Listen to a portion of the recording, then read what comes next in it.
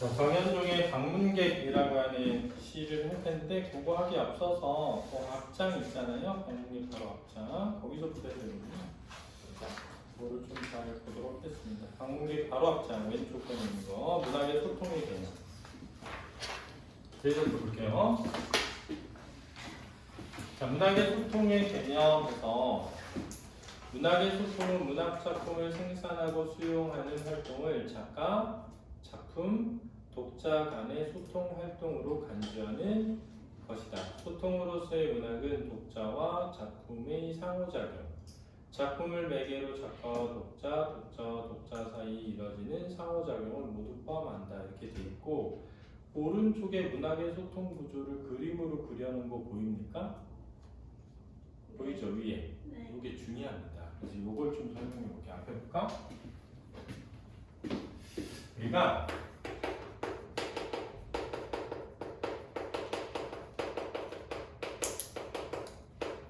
작품을 감상하는 방법을 작품 감상법이라고 해요. 이 작품 감상법에 크게 두 가지가 있어. 하나가 뭐냐면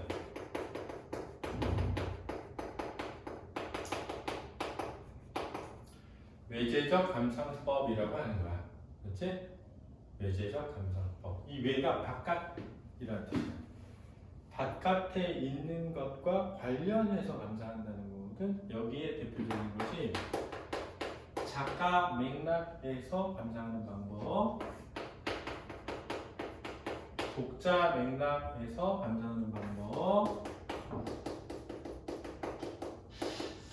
시대 상황이나 문화와 관련지어서 감상하는 방법. 이 세 가지가 외재적 감상법이야. 니네 그림의 작가, 현실, 독자라고 되어 있는 거야, 이게. 그치? 요거랑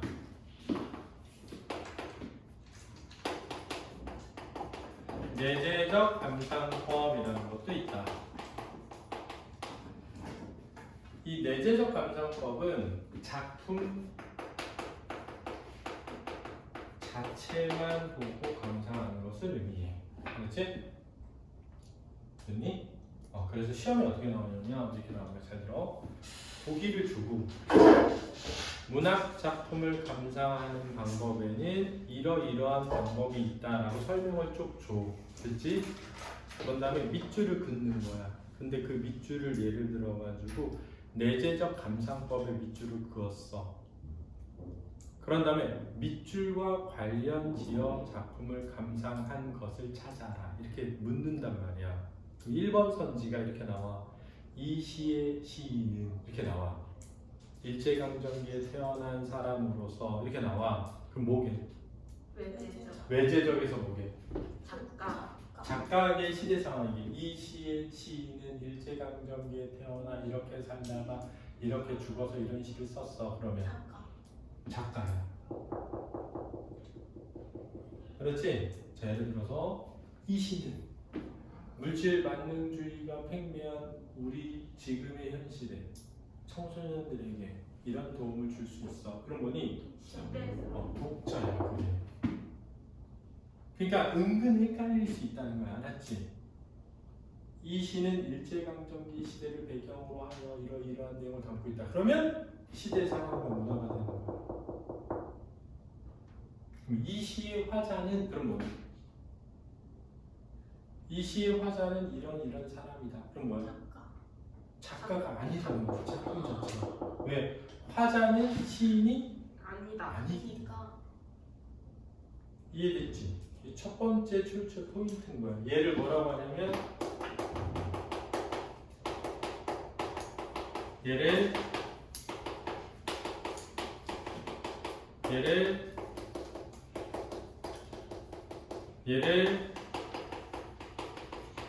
이렇게 말하는데 특히 화자나 청자나 표현 방법이 나오면 내재적 감상법이라는 것을 꼭 기억해 두자. 이 시험 문제 나올 수 있는 첫 번째 포인트야. 야, 만약에 여기서 나왔는데 맞추면 수능 때 와서 인사를 하고 틀리면 나한테 명치 존나 세게 한 대씩 맞는 거 알았지? 가르쳐 줬는데 틀리면 안 되잖아.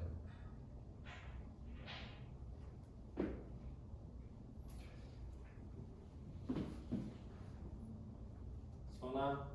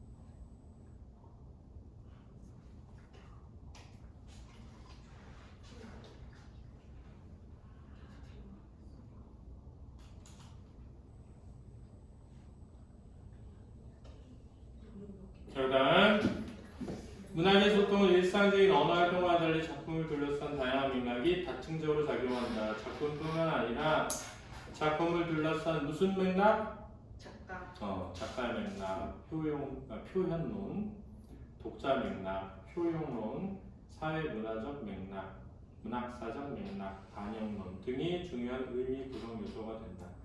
문학의 소통은 1차적으로 작품과 독자가 만나 개별적인 현상이지만 작가가 살던 시대와 사회, 작품이 다루어지는 시대, 그리고 독자의 시대가 작품에 대한 새로운 해석을 만들기도 하고 작품에 대한 새로운 의미와 가치를 부여하기도 한다.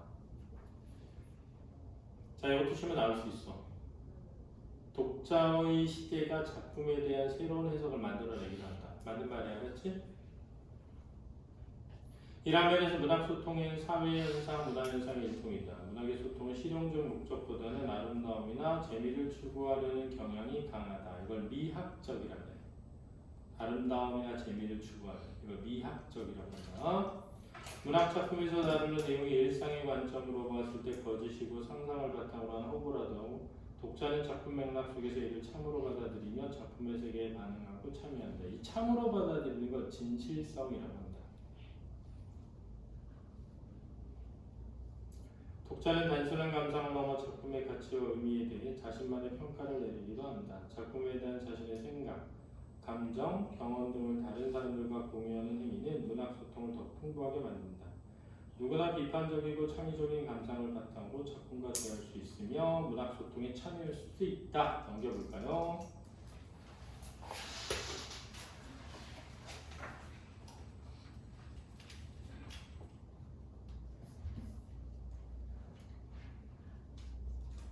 자, 정현종의 방문객이라고 하는 작품이 되겠습니다. 이 방문객이 뭐래? 나와 만나 관계를 맺게 될 사람이라는 뜻이야. 자, 시를 잠깐 보면서 해보도록 할 텐데 이전에 이런 걸 무슨 갈래라 그러지? 서정갈래. 서정갈래라고 한다. 여기 자유시 서정시라고 써 있는데 이런 갈래를 서정갈래라고 해요. 왜 서정갈래라고 하지? 정서. 그렇지. 내용에 있어서 정서를 표현하기 때문에. 정서가 뭐지? 생각과 감정을 정서라고 하는 거야. 그렇지? 그런데 서정갈래는 그 형식상 뭐가 꼭 있어야 돼? 두 가지. 하나는 문, 율이 있어요. 두 번째는 축 되어 있어요. 이런 다른 말로 뭐라니? 축적이다. 이렇게 얘기하는 거야. 그래서 내용에 있어서 정서를 표현하고 형식에 있어서 운율과 압축미가 있어서 이걸 무슨 갈래라고 한다? 서정갈래라고 한다는 걸 첫 번째 꼭 기억해둬야 돼. 알았죠?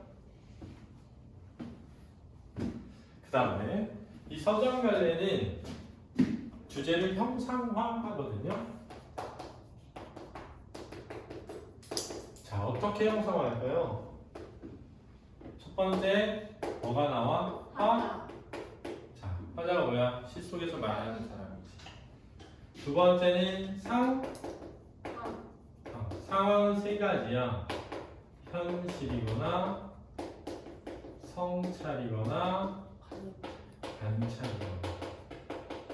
그렇지?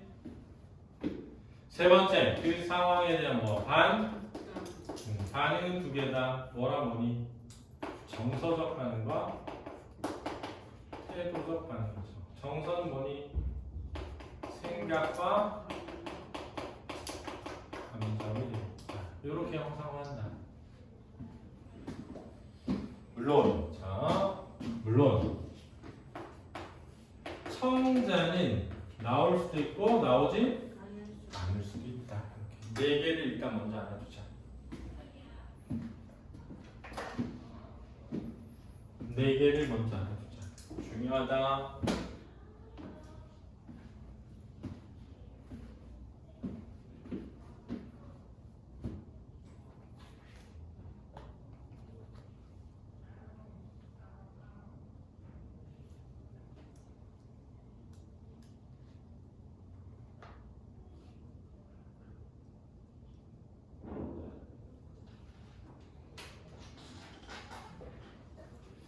시를 보면 이렇게 되고 있어. 내가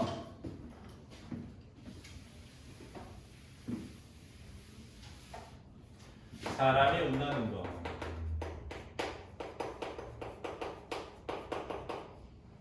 그래? 이 시인은 타인과의 뭐를 만남을 뭐로 표현했어? 사람이 보는 것으로 표현하는 거야. 그렇지? 실은 어마어마한 일이다 하거든요.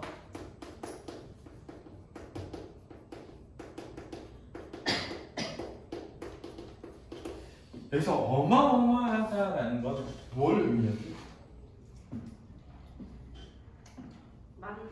만남의 뭐?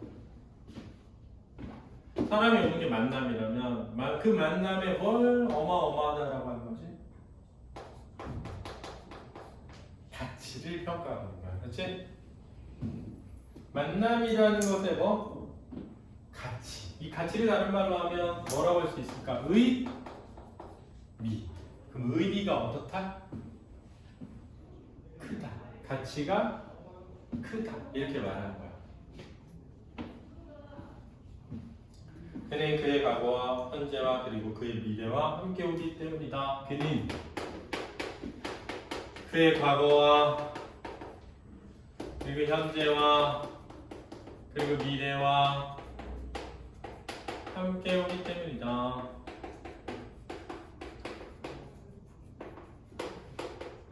이렇게 돼 있거든요. 자, 여기서 중요한 건 잘 봐.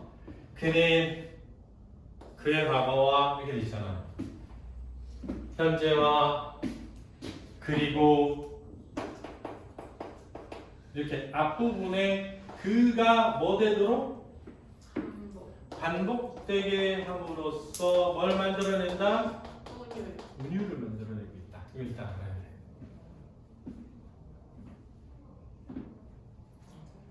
그 다음에 행위 길이가 길어 짧아? 왜냐하면 내용을 계속 내려 쓰기를 하여서 행의 길이가 짧아요. 그럼 어떻게 되게? 읽는 속도가 빨라지니 느려지니? 느려져요. 느려지니.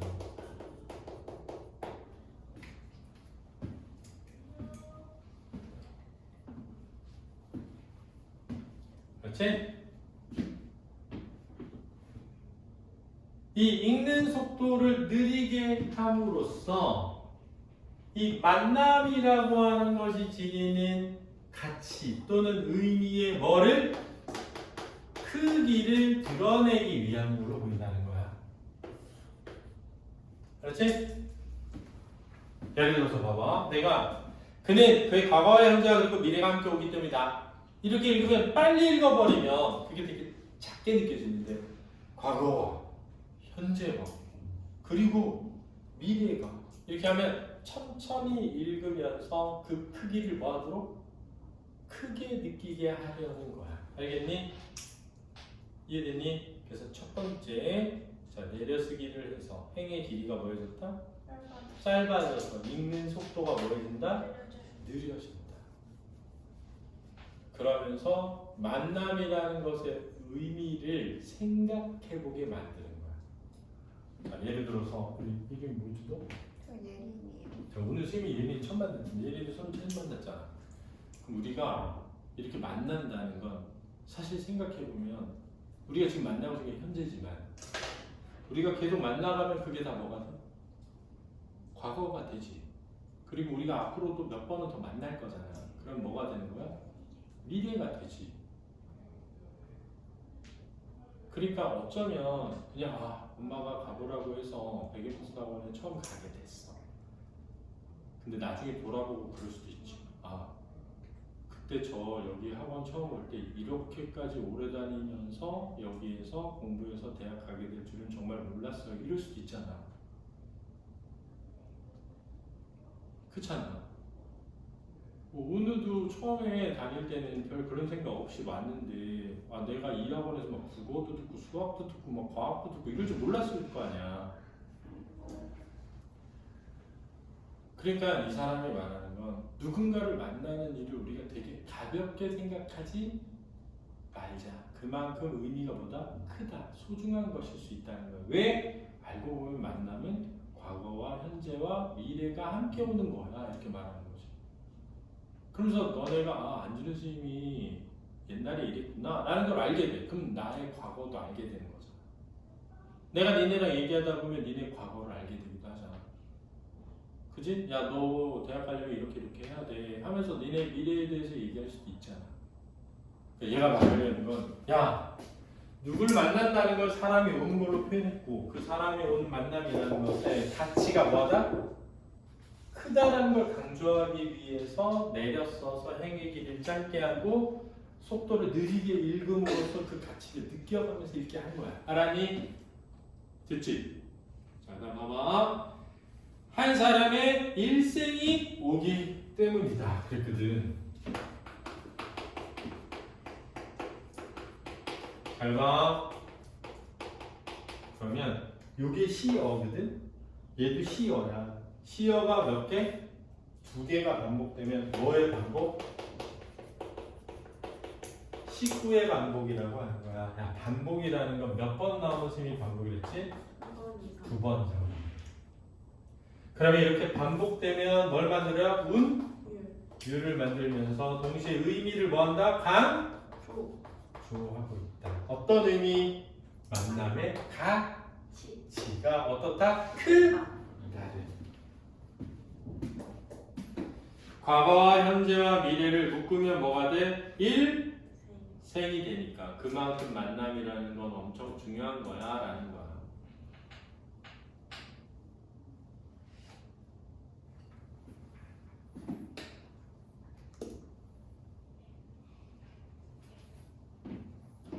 알았어? 저희는 오늘 그냥 오면서 선생님이 이런 사람인지 모르고 왔지?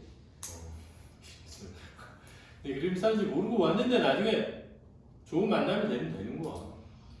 그래서 좋은 만남은 뭐니? 선생님은 니네한테 시험을 잘 볼 수 있는 정보를 잘 제공해주고 니네 그거를 반복적으로 암기해가지고 시험을 잘 보고 그게 다야. 그 이상도 그 이하도 없다. 잘했지? 그게 열심히 해. 필기 잘하고. 영상 봐봐. 부서지기 쉬운. 그래서 부서지기도 했을. 자, 이것도 뭐 되고 있어?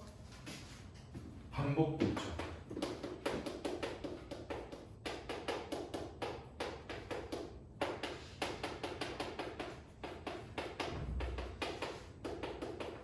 잘 보면 부서지기라는 단어도 반복된 거야. 그렇지? 몇 번 나왔으니까? 2번. 2번.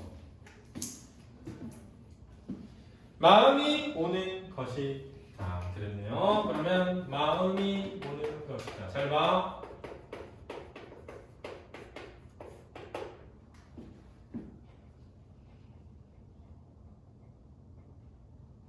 그럼 이 사람은 만남을 뭐가 오는 것?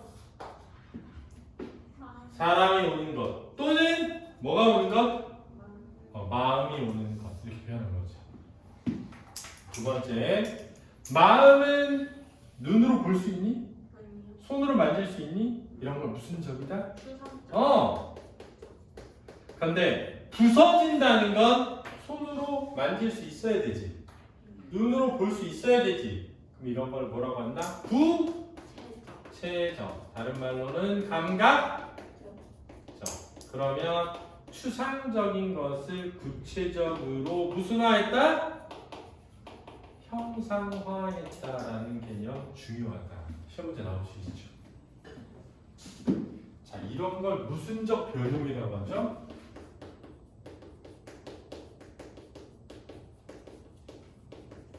주관적 변형이라고도 합니다.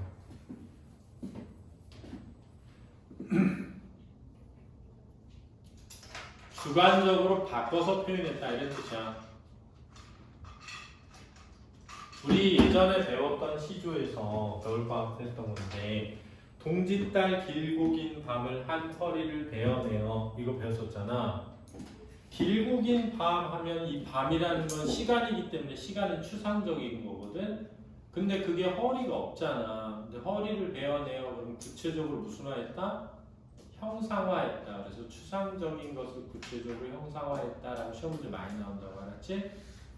근데 주관적 변형이라는 말은 요즘엔 잘 안 나와. 근데 추상적인 것을 구체적으로 형상화는 시험에 진짜 많이 나오니까 꼭 알아둬야 돼. 자, 다시 이 사람이 만남을 뭘로 표현해? 사람이 오는 것하고 마음이 오는 것. 됐지? 그 다음 두 번째, 이 사람이 오는 것, 즉 만남이라고 하는 것의 의미와 가치를 어떻게 여겨? 크게. 왜? 과거와 현재와 미래가 오는 것을 여긴다. 그걸 다른 말로 하면 일생이 오는 것이다. 이해됐니? 부서지기도 했을 마음이 오는 것이다. 그 갈피를 아마 바람은 더듬어 볼 수 있을. 자, 갈피가 뭐야? 갈피가 뭐니? 겹치거나 속의 물건의 하나하나의 사이. 그 갈피를 그러면 하나하나의 사이니까 세세한 것들. 세세한 것들을 아마 바람은 더듬어 볼 수 있을. 자, 잘 봐. 지금 부서지기도 했을 이라고 했잖아. 부서지기도 했을 어떤 마음이 오는 것인데 해놓고 그 갈피를 해놓고 밑에다 내려서 아마 바람은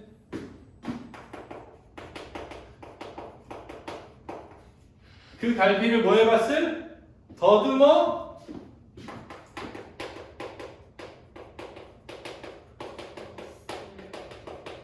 이렇게 돼 있거든. 첫 번째, 바람이 그걸 더듬어 볼 수 없잖아. 왜? 사람이 아니니까. 그러면 사람이 아닌 걸 사람의 밑에였으니까 무슨 화돼 있다? 이게 첫 번째 시험 문제 나올 수 있는 거야.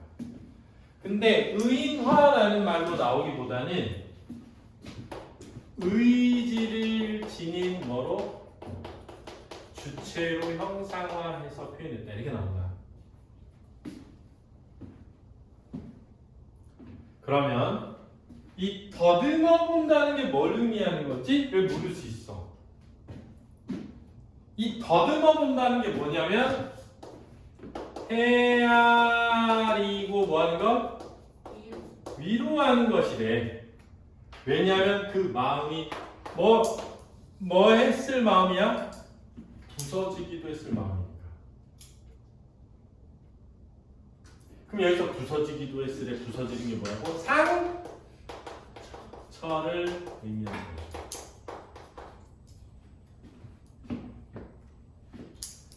그의 갈피를 세세한 것을 이런 뜻이고, 그러면 무엇을 더듬어 본다니까 이 문장이 원래 여기 있어야 되거든. 근데 얘를 여기다 올렸었잖아. 그래서 이런 걸 뭔가 걸침? 행간걸침이라고 한다. 그럼 어떻게 되냐면 위의 행에서는 상처 입은 그 마음의 뭐 세세한 것이 되고, 밑에 행에서는 그 세세한 걸 뭐 해보는? 헤아리고 위로하는 의미가 된다고. 알았니? 다시 부서지기도 했을 마음 아니야. 부서지는 게 뭐라고? 상처 입는 거라고. 근데 마음은 부서지지 않으니까 추상적인 것을 구체적으로 뭐였다고? 형상이다. 두 번째, 바람이 그 갈피를 더듬어 본대. 그래서 바람이 더듬어 볼 수 없으니까 은하돼 있는데 더듬어 본다는 게 뭐라고? 헤아리고 위로하는 거니까 긍정이야. 그래서 이 발음은 어떤 의미를 지닌다? 긍정적 의미를 지닌다. 이게 중요한 거지.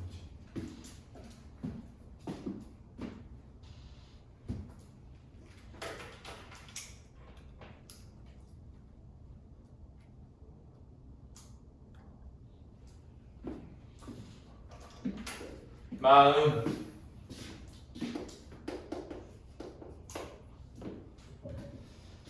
내 마음이 그런 바람을 흉내낸다면, 잘 봐. 내 마음이 그런 바람을, 자 여기서 그런은 뭘까요? 헤아리고 위로하는 그런 바람을 뭐 할 수 있다면 흉내 낸다면, 이 말은 여기서 내 마음은 바람처럼 상대방의 마음을 뭐 하는 마음이야? 헤아리고 위로하는 마음이야. 이 마음은 어떤 마음이지? 부서지기도 했을 마음이지. 상처 입은 마음이지. 그렇지? 그 마음은 더듬어 볼 수 있는 마음이지. 그치? 누가? 바람이. 근데 그 바람이 누가 흉내내? 내 마음이. 그 내 마음이 상처 입은 너의 마음을 하나하나 헤아리면서 위로할 수 있었을 때 환대가 된다. 이거야. 그래서 이 시인은 타인과의 만남은 정말 엄청 의미 있고 큰 거야 라는 거야. 왜? 그 사람의 과거와 현재와 미래를 함께 만나는 거니까, 즉 일생을 만나는 거니까. 두 번째, 그리고 그 만남에 우리는 어떻게 해야 되냐면 상대방의 상처 입었을지 모를 마음을 세세하게 헤아리며 뭐 할 줄 알아야 된다? 위로할 줄 알아야 된다는 거야. 그럴 때 우리의 만남은 뭐가 된다? 환대가 될 수 있다. 이게 이 내용이야. 알았지? 필경이라는 말은 부사거든? 꼭 마침내 이런 뜻이야. 마침내 환대가 될 것이다. 그러면 이 필경이라는 말이 어떤 걸 강조하냐면 이 뒤에 나오는 말이 화자의 무슨 점임을? 지향점임을 드러내는 거야. 화자가 궁극적으로 지향하고자 하는 바는 뭐다? 상대와의 만남이 뭐가 되어야 한다? 환대가 되어야 한다. 그럼 환대가 되려면 어떤 게 일어나야 돼? 첫 번째, 그 만남의 크기와 의미가 엄청 크다는 걸 뭐 해야 돼? 알아야 된다는 거지. 두 두 번째, 그때 그 상대방의 마음이 상처 입었을 수 있음을 알고 그것을 헤아리며 뭐 해줄 수 있어야 한다? 위로할 수 있어야 한다. 이거지.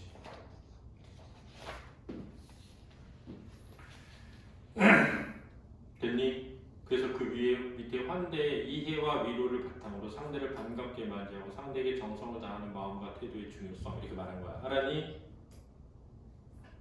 그러면 이 시는 몇 개의 연으로 돼 있어? 하나의 연으로 돼 있잖아. 그지 얘들아? 그럼 뭔 연시야? 단연시거든. 이거 기출이 어떻게 나왔냐면 첫 연과 끝 연이 서로 호응을 이뤄. 말도 안 되는 거지. 이 연이 몇 개라고? 한 개의 연으로 이루어져 있는 거야.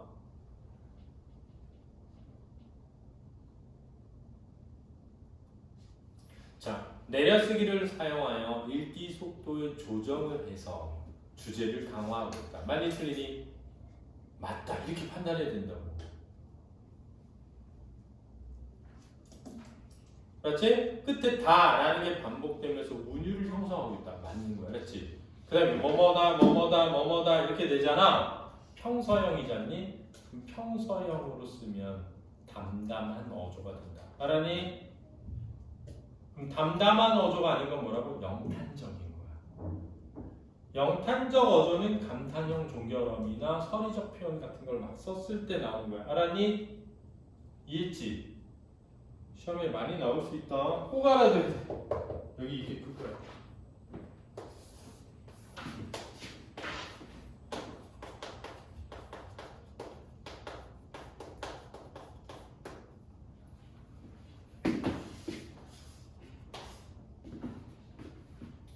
새롭게 인식했어. 그러니까 깨달음. 이런 인식이 있으니까 인식적이다. 이렇게 말하는 거야. 청자가 없잖아. 무슨 적? 독백적. 이렇게 얘기하는 거지.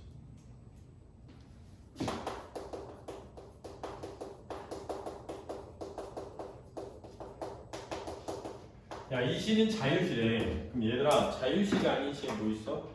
정연. 너 정형시에 뭐 있니?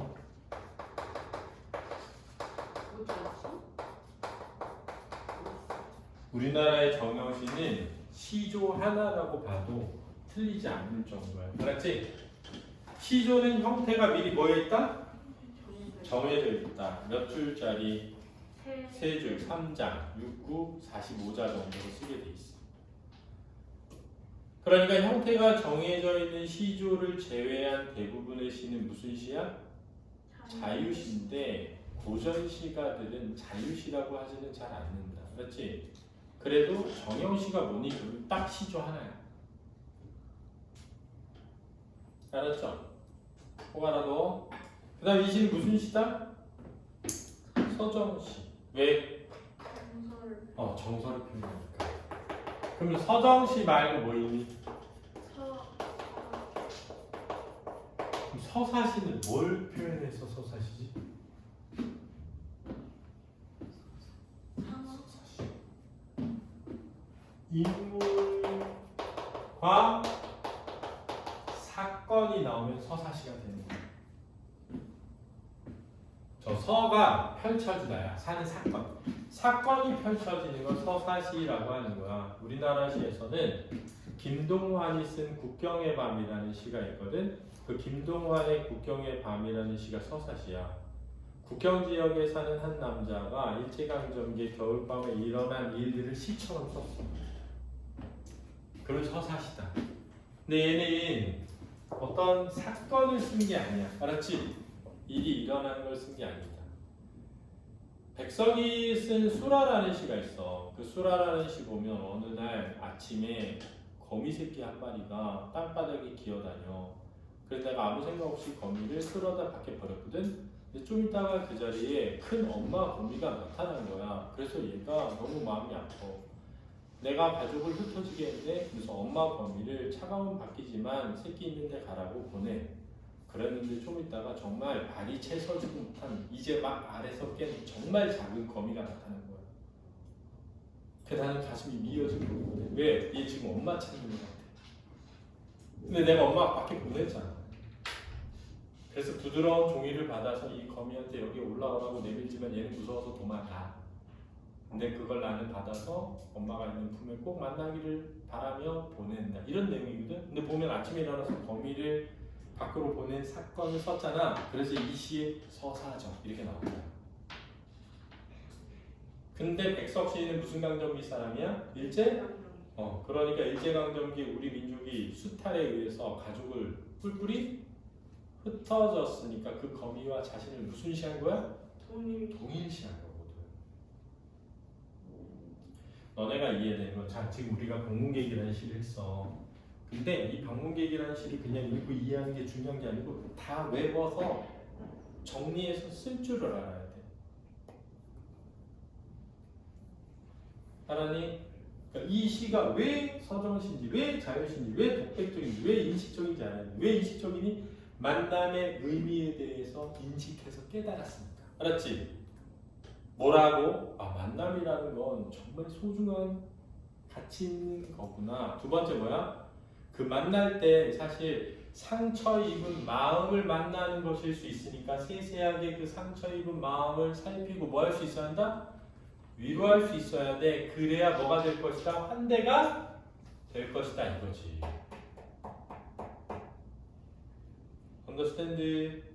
자, 이거 꼭 기억해 주시고요. 여기서 자, 제재해설 이거 한번 읽어볼까요?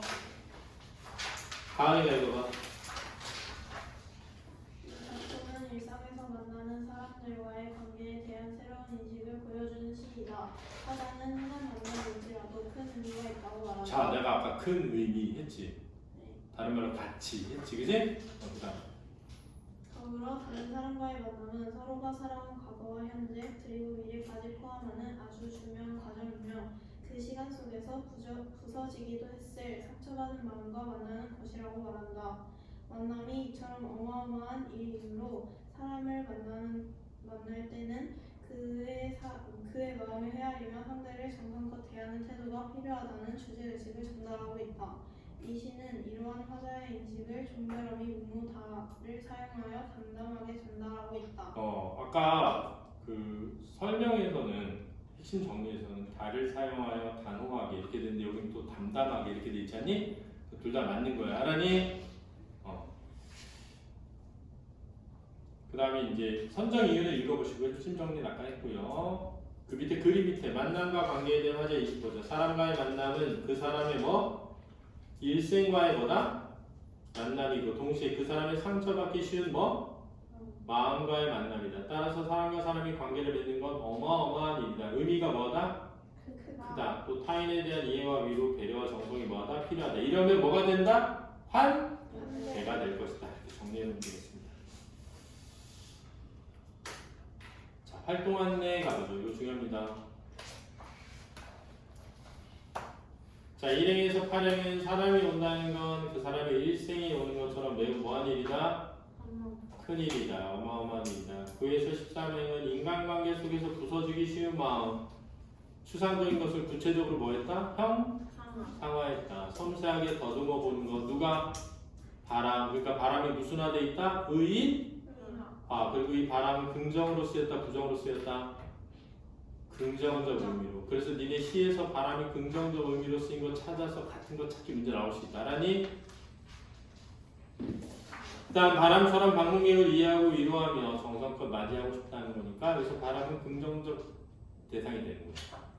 사람이 오는 일의 의미는 사람이 온다는 건 일생을 만나는 것이고 대단하고 특별한 인연을 맺는 것이고 상대를 이해하고 위로하며 배려하는 태도를 지녀라. 자, 시를 감상하며 떠오르는 질문을 적어보고 짝과 이야기하는 건 각자 해보시기 바랍니다. 그 다음 3번에 환대란 명사인데 반갑게 맞이하고 정성껏 후하게 대접한다는 거래요. 다음은 정현종 시인의 작품 섬이라는 시인데 방문객의 내용을 떠올리며 시를 감상해보자 그랬는데 요것도 했니 혹시 학교에서? 사람들 사이에 뭐가 있다? 섬이 있다. 그 섬에 뭐하고 싶다? 가고 싶다. 이게 끝이래. 따라서 이 섬은 두 가지래. 사람들 사이를 이어주는 이상적인 공간인 뭐? 매개? 체이면서 동시에 사람들 사이의 소통을 단절시키는 의미도 지닌다. 이렇게 의미를 두 가지 지닌 걸 뭐라고 한다고? 중의적이라고 한대요. 오늘처럼 별표 쳐놔. 아 근데 그 의미가 완전 반대네. 하나는 뭐야? 매개체고 하나는 단절이야. 그렇지? 사람과 사람을 연결하는 매개이면서 사람과 사람을 단절시키는 것이기도 하죠. 왜냐하면 우리가 섬이라고 하면 일반적으로 단절된 느낌을 주거든. 자 여기서 그 섬에 가고 싶다라고 할 때 이거를 화자의 궁극적 뭐라고? 소망이면서 동시에 인간관계의 본질적 의미를 파악하고자 하는 뭐다? 의지여서 주제가 오른쪽 아래 봐봐. 단절된 인간관계를 회복하고자 하는 의지를 담았다. 제재는 섬이고 간결한 시행을 통해 주제를 형상화했다. 섬은 사람과 사람 사이에 놓여있고 따라서 관계를 뭐 해주는? 이어지기도 하지만 사람들 간의 소통을 뭐 하기도 한다? 단절시키기도 한다 라는 걸 의미한대요. 꼭 알아두시기 바랍니다. 넘겨볼까요? 자 5번은 각자 읽어보시면 되겠습니다. 6번까지요. 수고하셨습니다.